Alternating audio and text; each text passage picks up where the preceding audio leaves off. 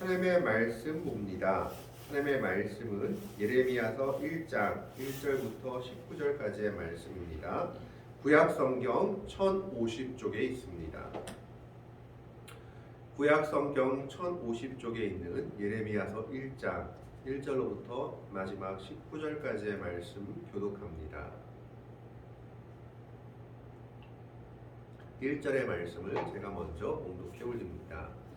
베냐민 땅 아나돗의 제사장들 중 hil기야의 아들 예레미야의 말이라. 아몬의 아들 유다 요시야가 다스린 지 13년에 여호와의 말씀이 예레미야에게 임하였고, 요시야의 아들 유다의 왕 여호야김 시대부터 요시야의 아들 유다의 왕 시드기야의 11년 말까지 곧 5월에 예루살렘이 사로잡혀 가기까지 임하니라.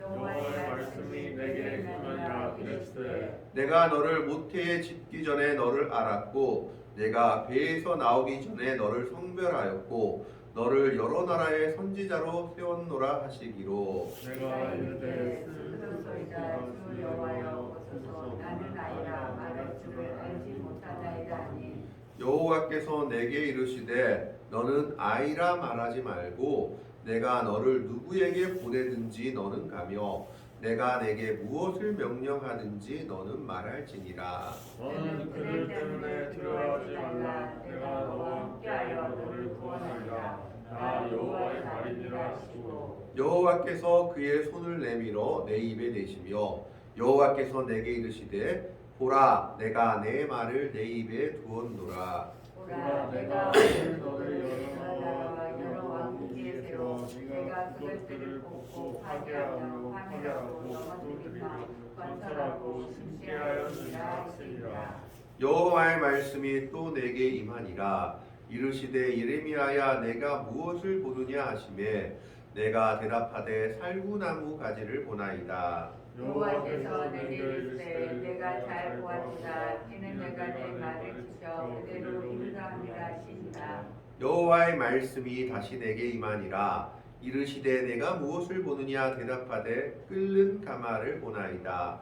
그 윗면이 북에서부터 기울어졌나이다 하니, 여호와께서 내게 이르시되 재앙이 북방에서 일어나 이 땅의 모든 주민에게 부어지리라. 내가 북방 왕국들의 모든 족속들을 부를 것인즉 그들이 와서 예루살렘 성문 어귀에 각기 자리를 정하고 그 사방 모든 성벽과 유다 모든 성읍들을 치리라. 여호와의 말이니라. 우리가 나를 버리고 다른 신들에게 분양하며 자기 손으로 만든 것들을 절하였은즉 내가 나의 심판을 그들에게 송구하여 그들의 모든 죄악을 징계하리라. 그러므로 너는 내 허리를 동이고 일어나 내가 내게 명령한 바를 다 그들에게 말하라. 그들 때문에 두려워하지 말라. 내가 그들 앞에서 두려움을 당하지 않게 하리라. 보라 내가 오늘날에 그 온 땅과 유다 왕과 그 지도자들과 그 제사장들과 그 땅 백성 앞에 견고한 성을 새긴 녹성벽이 되게 하였은즉 19절 같이 읽습니다. 그들이 너를 치나 너를 이기지 못하리니 이는 내가 너와 함께하여 너를 구원할 것임이니라. 여호와의 말이니라. 아멘. 오늘 본문 말씀은 예레미야의 소명장이다라는 부제가 붙어 있는 말씀입니다. 선지자들을 보면 하나님께서 선지자들을 부르신 부름의 모습들이 나타나 있는 것들이 있습니다. 이사야서에 보면 이사야 6장에 천군 천사를 보며 우시야 왕이 죽던 해에 이사야가 왕족으로서 선지자로 부름을 받은 모습들이 기록되어 있습니다. 그와 같은 모습들을 기록한 장을 소명장이다라고 합니다. 하나님이 부르신 부름의 장이다라는 겁니다. 그런데 예레미야서에는 그 소명장이 1장부터 기록되어 있습니다. 1장에서 예레미야는 자신을 제사장 hil기야의 아들이다라고 얘기하고 있는데 이 hil기야는 요시야 왕 때 예루살렘 제사장 hil기야하고는 다른 사람인 것을 알 수가 있습니다. 예루살렘 제사장들이 중심 제사장들이었다면 오늘 1장 1절의 말씀을 통하여서는 베냐민 땅 아나돗의 제사장들 중 힐기야의 아들 예레미야의 말이다 라고 얘기하고 있습니다. 이 아나돗은 아론 자손 즉 제사장 무리에게 이스라엘 백성들이 제공한 열세 성읍 중의 하나로서 베냐민 지파가 제공한 성읍이었습니다. 그렇기 때문에 이 아나돗에 사는 제사장 무리들은 그 당시 제사장 무리들 중에 주류는 아니었던 사람입니다. 우리가 성경을 통해서 아나돗 출신 제사장이 누군지 찾아보면 다윗왕과 함께 제사장 직무를 감당했던 사람이 2명 있는데 바로 아비아달과 사독입니다. 이 아비아달은 아히멜렉 제사장들의 자손으로서 끝까지 다윗 편에 섰던 그런 제사장 무리였습니다. 압살롬이 반역할 때도 다윗을 떠나지 않고 다윗의 편에 사독과 같이 서 있었지만 마지막 때에 한 가지 실수를 하고 맙니다. 그 실수가 무엇이냐 하면 왕위 계승식 때 솔로몬 편에 선 것이 아니라 아도니아 편에 서서 아도니아를 편들었다가 솔로몬이 왕위에 즉위하고 난 후에 제사장직을 박탈당하고 고향 아나돗으로 쫓겨납니다. 그것이 열왕기하에 기록되어 있습니다. 솔로몬은 이 아비아달 제사장이 자기 아버지를 모셨던 것을 생각해서 반역으로 다스리지 않고 추방하는 것으로 끝냈던 것이 기록되어 있는 겁니다. 바로 이 후손이 오늘 예레미야였던 겁니다. 그러니까 이 예레미야의 출신은 주류 제사장은 아니고 변방 제사장 무리 중에 한 명, 소외된 제사장 무리 중에 자손이었다라고 볼 수 있습니다. 그런데 이 예레미야가 오늘 말씀을 보면 2절에 요시야 왕이 다스린 지 13년째 되는 해 하나님께서 그를 부르셨다. 하나님의 말씀이 그에게 임하였다라고 기록되어 있습니다. 이 당시는 역사적으로 상당히 혼란한 시대였습니다. 그 이전까지는 그 근동에서 가장 세력이 강한 나라가 성경에서 아수르 제국, 세계서로 보면 아시리아, 아수르 제국이 가장 강했는데 이 아수르 제국이 정점을 찍고 점점 쇠퇴해가는 시기가 바로 이 시기였던 겁니다. 이 아수르 제국이 가만히 보면 예레미야가 태어나던 그 정도 시기에는 거의 마지막 왕이었던 아수르 바니팔 왕 때 최고 전성기를 누립니다. 그래서 수도였던 니느웨에 가장 큰 도서관을 세우고 바벨론을 완전히 점령해버리고 이방의 침입들을 성공적으로 방어했습니다. 그런데 우리가 잘 알다시피 최고 전성기를 누렸다는 것은 무슨 뜻일까요? 이제 쇠퇴할 일만 남았다는 겁니다. 그래서 이 아수르 바니팔 왕 이후에는 점점 아수르가 쇠퇴하게 됩니다. 이집트가 애굽이 독립하게 되고 바벨로니아 제국을 건립하면서 아수르의 영향력에서 벗어나게 됩니다. 그래서 결국 아수르가 점점 세력이 약해지면서 애굽이 독립하고 바벨론이 새로운 나라를 이루게 되면서 그 당시 나라들은 두 가지 중에 하나를 선택해야 했습니다. 애굽의 편에 서느냐, 바벨론의 편에 서느냐. 이런 복잡한 상황들이 있었던 것이 바로 예레미야 시대의 상황입니다. 예레미야가 선지자로 부름받던 시기가 바로 이런 복잡한 국제적 상황들이 있었던 겁니다. 바로 그런 상황 속에서 하나님은 예레미야를 선지자로 부르십니다.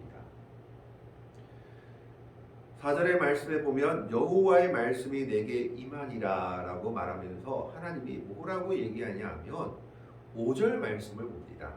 내가 너를 모태에 짓기 전에 너를 알았고 내가 배에서 나오기 전에 너를 성별하였고 너를 여러 나라의 선지자로 세운노라 하시기로.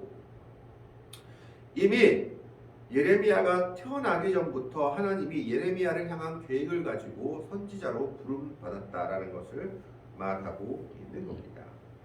이것은 신약에 오면 예정론에 따라 바울이 말한 것과 같은 내용입니다. 바울은 하나님을 향해서 갈라디아서 1장 15절에 내 어머니의 태로부터 나를 택정하시고 은혜로 나를 부르신이다 라고 얘기합니다. 그가 예수님을 반대한 것도 후에 회심한 것도 다 하나님의 계획 속에 있었던 일이다라는 겁니다. 그리고 믿는 우리들을 향하여서 에베소서 1장 4절에는 하나님이 창세 전에 세상을 만들기 전에 그의 종들을 택하셨다. 우리는 이미 하나님의 택하심에 있는 존재들이었다라고 고백하고 있는 겁니다. 그러면서 하나님께서는 예레미야를 내가 너를 선지자로 불렀다라고 말씀하고 있습니다. 깜짝 놀란 예레미야가 하나님께 이렇게 대답합니다.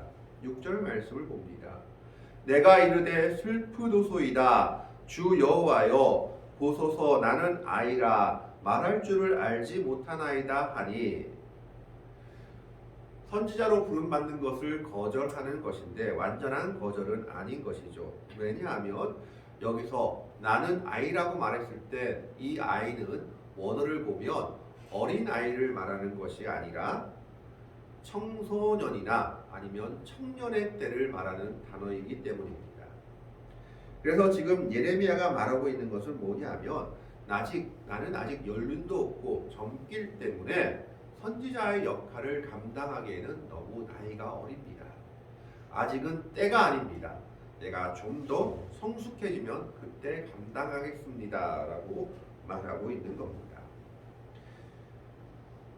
그러나 하나님은 뭐라고 얘기합니까? 7절을 봅니다. 여호와께서 내게 이르시되 너는 아이라 말하지 말고 내가 너를 누구에게 보내든지 너는 가며 내가 내게 무엇을 명령하든지 너는 말할지니라. 하나님의 부르심 부름에 있어서 오히려 예레미야가 아이라고 거절한 그때가 가장 적기다라는 겁니다.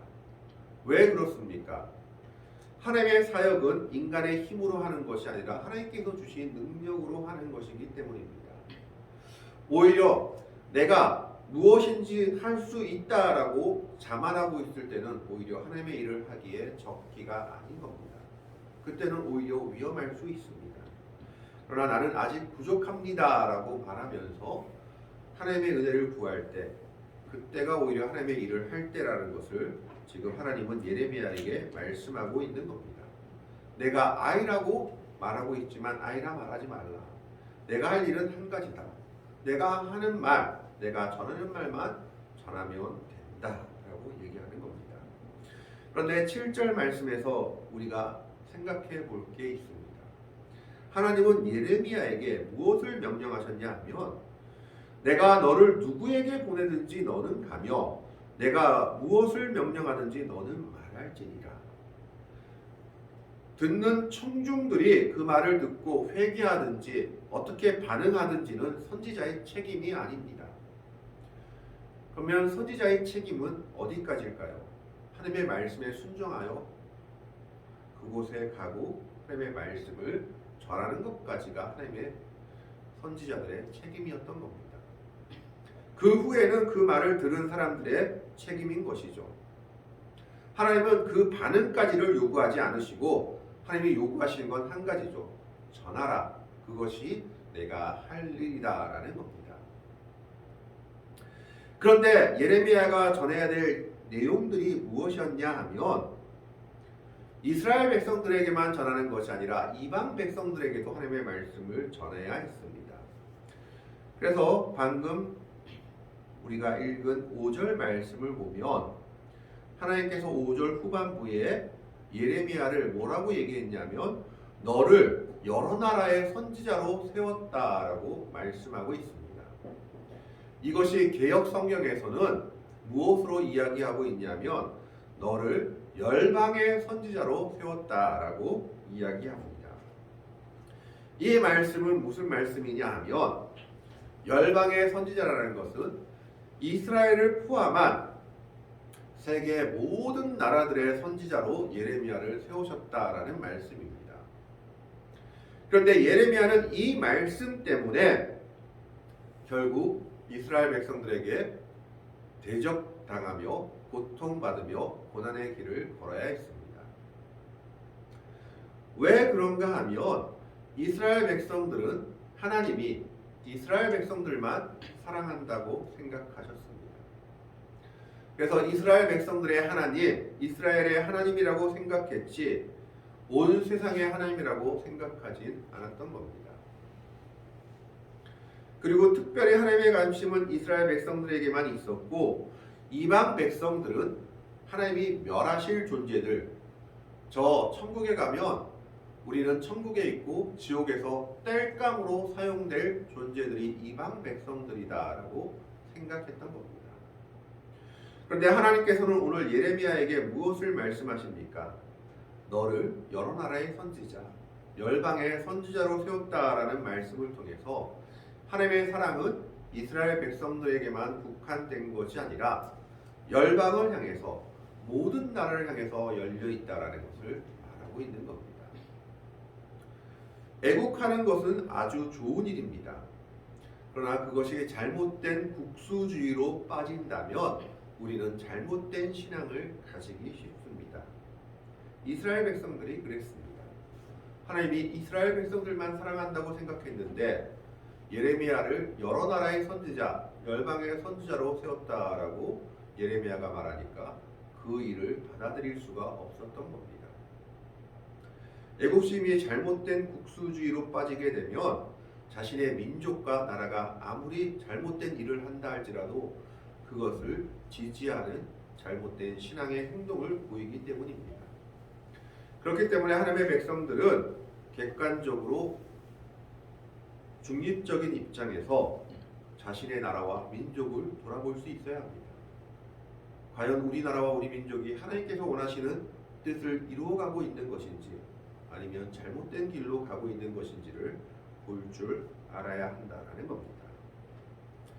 예레미야는 이 일 때문에 이스라엘 백성들의 고난을 받고 핍박을 당했습니다.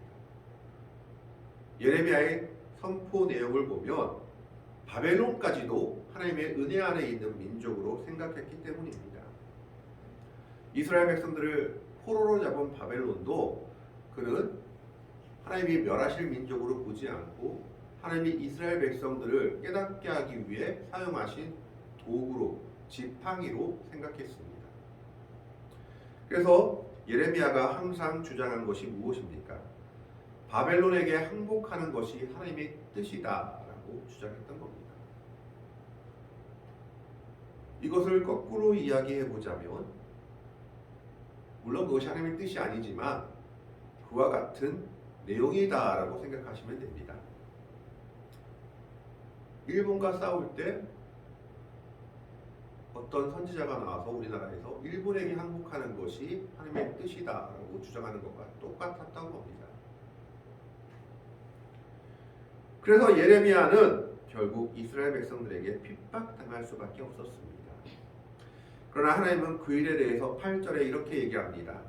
너는 그들 때문에 두려워하지 말라. 내가 너와 함께하여 너를 구원하리라. 나 여호와의 말이니라 하시고 하나님의 말씀 때문에 당하는 핍박과 고난이 분명히 있을 거지만 그러나 하나님은 그 핍박과 고난 속에서 선지자를 붙드시며 구원하실 것임을 분명히 말하고 있습니다. 그러면서 그 전할 내용이 무엇인지 9절 10절에 얘기합니다. 9절 말씀에 보면 여호와께서 그의 손을 내밀어 내 입에 대시며 여호와께서 이르시되 보라 내가 내 말을 내 입에 두었노라. 선지자가 전해야 할 말은 하나님의 말씀이지 사람의 말이 아니다라는 겁니다. 그런데 그 전할 말씀이 별로 좋은 말씀이 아니었습니다. 예레미야가 전할 말은 파멸에 관해서 전해야 됐고 그 뒤에 구원에 관해서 전해야 됐습니다. 10절 말씀을 보겠습니다. 보라 내가 오늘 너를 여러 나라와 여러 왕국 위에 세워 내가 그것들을 한번 보십시오. 6가지가 나옵니다. 뽑고 파괴하며 파멸하고 넘어뜨리며 그 다음에 구원에 관한 이야기는 2가지가 나옵니다. 건설하고 심게 하였느니라 하시니라. 예레미야가 전해야 될 내용 4가지는 파멸에 관한 내용입니다. 뽑는 내용, 파괴하는 내용, 파멸하고 넘어뜨리는 것에 대해서 말해야 됐습니다. 즉 이스라엘 백성들에 대해서 또 다른 여러 나라들에 대해서 그들의 죄악에 대해 하나님이 심판하시는 심판에 대해서 이야기해야 했다라는 겁니다. 구원은 그 심판이 있은 후에 일어날 일이었습니다. 심판을 받지 않고는 구원이 올 수가 없었던 겁니다. 그러니까 그 말들을 누가 좋아할까요? 그리고 마지막에 2가지는 구원입니다. 건설하고 심게 하였다. 하나님께서 이스라엘 백성들을 포로 생활에서 돌이키시며 다시 예루살렘 성읍들, 예루살렘 성전을 건설하게 한 내용들을 말하고 있는 겁니다. 이 예레미야의 선포 내용은 아무에게도 기쁨으로 받아들여질 이야기가 아니었습니다. 그럼에도 불구하고 예레미야는 하나님의 뜻에 순종해야 됐던 것입니다. 이 말을 듣고 예레미야는 조금 주저했던 것 같습니다. 그래서 하나님께서는 2가지 환상을 보여주십니다. 11절 말씀에 보면 여호와의 말씀이 또 내게 임하니라. 이게 무슨 말일까요? 아직까지 예레미야가 주저하고 있고 하나님의 말씀을 전하지 않고 있었음을 나타내고 있습니다. 그러면서 환상을 보여줍니다. 뜬금없이 보여주는 환상 첫 번째가 뭐냐 하면 살구나무 가지 환상을 보여주십니다. 왜 살구나무 가지 환상을 보여주셨을까요? 그 내용이 12절에 나와 있습니다. 여호와께서 내게 이르시되 내가 잘 보았도다. 이는 내가 내 말을 지켜 그대로 이루려 함이라 하시니라. 살구나무라는 히브리 원어가 하나님께서 지킨다라는 원어와 발음이 거의 비슷하다라고 합니다. 그래서 하나님께서 살구나무를 보여주신 의미는 뭐냐면 내가 내게 일러준 말들이 그대로 지켜서 이루게 될 것이다. 그러니 너는 의심하지 말고 하나님의 말씀을 전하라. 반응은 너의 책임이 아니다라고 얘기하는 겁니다. 그러면서 2번째 환상은 끓는 가마의 환상을 보여주십니다. 그건 뭘까요? 앞으로 일어날 일들에 대해서 예레미야에게 보여주시는 겁니다. 그 끓는 가마가 북에서부터 기울어져서 곧 쏟아지게 될 그 가마의 환상을 보여주고 있습니다.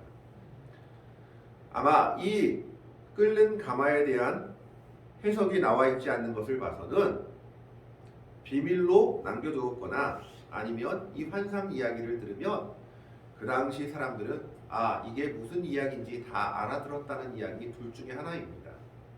아마 후자인 것이 더 유력해 보입니다. 북에서부터 끓는 가마가 쏟아지려고 했다는 것은 바벨론의 침략이 임박했다라는 것을 나타내는 환상입니다. 그래서 하나님께서 북방 왕국들의 모든 족속들을 부려서 이스라엘을 심판할 것임을 말하고 있습니다. 그리고 그것에 대해서 이스라엘 백성들에게 빨리 전하라, 선포하라 라고 얘기하고 있는 겁니다. 그러면서 하나님께서는 다시 한번 예레미야에게 소망을 주십니다. 17절 말씀에 보면 그러므로 너는 내 허리를 동이고 일어나 내가 내게 명령한 바를 다 그들에게 말하라. 그들 때문에 두려워하지 말라. 내가 그들 앞에서 두려움을 당하지 않게 하리라. 18절 말씀 보겠습니다. 보라, 내가 오늘 너를 그 온 땅과 유다 왕들과 그 지도자들과 그 제사장들과 그 땅 백성 앞에 하나님의 말씀을 거부하는 자들이죠. 견고한 성읍, 세기둥, 노송벽이 되게 하였은즉 세기둥, 노송벽은 무너뜨릴 수 없는 겁니다. 19절 말씀에 그들이 너를 치나 너를 이기지 못하리니 분명히 예레미야를 하는 핍박이 있을 것이다라는 겁니다. 그러나 예레미야를 하나님이 구원하실 것임을 말하고 있습니다. 이는 내가 너와 함께하여 너를 구원할 것임이라 여호와의 말이니라. 이것이 오늘의 결론입니다. 하나님의 말씀을 전하는 삶 속에서는 어려움이 따른다라는 겁니다. 분명한 핍박과 힘듦이 따르지만 그러나 그 속에 하나님의 구원이 있음을, 하나님의 은혜가 있음을, 하나님이 반드시 하나님의 말씀을 전하는 자를 지킬 것임을 약속하고 있습니다. 이 말씀을 따라 예레미야는 이스라엘 백성들에게 예언의 활동을 시작하게 됩니다. 그리고 여러 가지 환난과 어려움이 있었지만 하나님이 그때마다 그를 지키시며 보호하시는 내용들이 예레미야서에 기록되어 있습니다. 하나님은 예레미야를 복중에서부터 이미 태어나기도 전에 선지자로 부르셨습니다.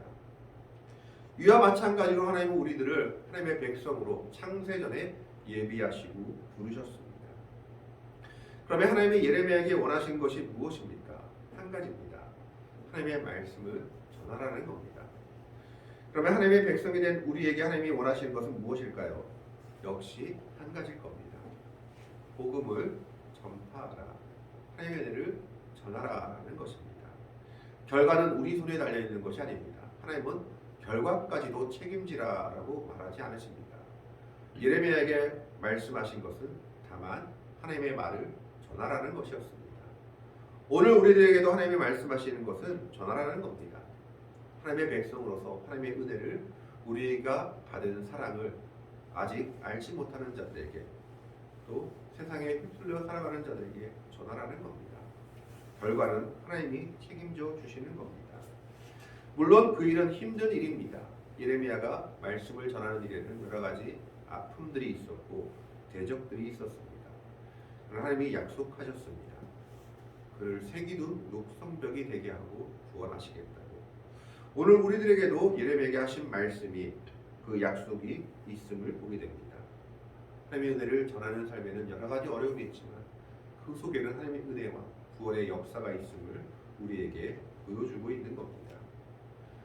그래서 예레미야는 이 소명장을 통해서 하나님이 부르신 소명을 받아들이고 그 삶에 예언자로의 삶을 최선을 다하여 사는 것이 성경에 기록되어 있습니다.